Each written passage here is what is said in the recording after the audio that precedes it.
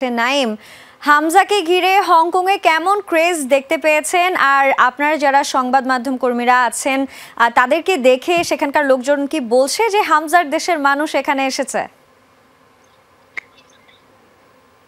Sanjana, Bangladesh Hong Kong এসেছে প্রায় ২.৫ দিন পেরোলো, কিন্তু সমালোচনা যেটা শুরু হয়েছিল, আপনি জানেন বাংলাদেশের যে ম্যাচ হয়েছিল ঢাকায়, তার আগে যে কোচ মন্তব্য করেছিল সেই মন্তব্যের রেশ কিন্তু এখনো কাটেনি। আপনি জানেন গতকালকে বাংলাদেশকে যে মাঠটাতে অনুশীলন করতে দেওয়া হয়েছিল সেটা বলা চলে এক ধরনের অজপাড়াগা, যেখানে টিম হোটেল থেকে যেতে সময় লেগেছে ১ ঘন্টার মতো প্রায়। আজকে যেই ভেন্যুটা অনুশীলন করতে দিয়েছে সেটা তুলনামূলক ভালো হলেও সেই মাঠটা কিন্তু একইভাবে অসমতল ছিল, এবং বাংলাদেশের যে গেল ম্যাচে অধিনায়ক ছিল সোহেল রানা, তিনি কিন্তু গণমাধ্যমকে জানিয়েছেন যে এরকম মাঠে আসলে ফুটবল প্র্যাকটিস করা অন্তত মোটেও সম্ভব নয়, এবং বাংলাদেশকে এই যে ২টা ট্রেনিং সেশনে ভালোমতো প্র্যাকটিস করতে দেওয়া হলো না, এ কারণে কিন্তু বাংলাদেশ কিছুটা হলেও পিছিয়ে থাকবে। আপনি জানেন যে আগামী পরশুদিন ম্যাচ, অর্থাৎ ১৪ই অক্টোবর ম্যাচ। তার আগে আগামীকাল যেই ম্যাচ ভেন্যু আছে, অর্থাৎ যেই ম্যাচ স্টেডিয়ামে খেলা হবে সেখানে কিন্তু আসলে অনুশীলন করার একটা সুযোগ পাবে বাংলাদেশ। ম্যাচের টাইমিং স্থানীয় সময় ৮টা থেকে ১০টা পর্যন্ত যে অনুশীলন করার একটা সুযোগ চেয়েছিল সেটাও কিন্তু বাংলাদেশকে দেওয়া হয়নি। বাংলাদেশকে ২ দিনই অনুশীলন করতে দেওয়া হয়েছিল বিকেল থেকে সন্ধ্যা পর্যন্ত।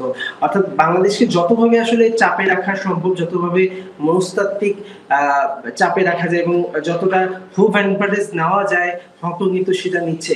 তবে বাংলাদেশের হামজা চৌধুরী আজকে কিন্তু অনুশীলন শেষে বলেছেন তিনি আবারও গোল দিতে চান। তিনি কিন্তু সাধারণত এরকম বলেন না যে আমি গোল দিতে চাই। সুতরাং হামজাও কিন্তু এই জিনিসগুলো নোট করছেন, এবং হামজা যখন বলেন তখন তার চেয়ে বেশি কিন্তু করে দেখান। আমরা দেখেছি লাস্ট ম্যাচে হামজাকে যখন উস্কানিমূলক কথা বলল হংকং এর কোচ ওয়েস্টউড, তখন কিন্তু তিনি দুর্দান্ত একটা গোল করেছিলেন ১২ মিনিটে। তারপরে বাংলাদেশ কিন্তু অনেকক্ষণ সেই লিড ধরেও রেখেছিল, এবং পুরো ম্যাচে আমরা দেখেছি যে হামজা একদম পেছন থেকে বাংলাদেশকে শেষ পর্যন্ত কিভাবে সাহায্য করেছে, এবং বাংলাদেশ টিম কিন্তু আসলে সেই যে শেষ মুহূর্তে গোল খেলে ম্যাচ হারার যে একটা অনুতাপ সেটাতে কিন্তু ভুগছে, এবং আজকে প্র্যাকটিস সেশনে দেখলাম সবাই খুব সিরিয়াস।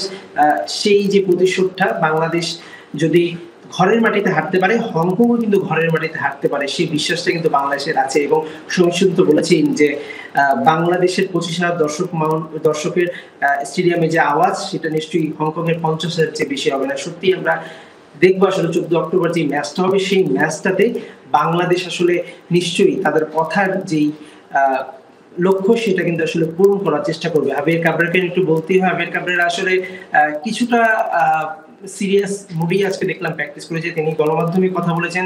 তিনি বলেছেন যে হংকং নানাভাবে আসলে প্রেশার দিতে চেষ্টা করছে, চাপে রাখতে চেষ্টা করছে, যেহেতু তারা এখন হোম অ্যাডভান্টেজ পাচ্ছে এবং তারা আয়োজক দেশ।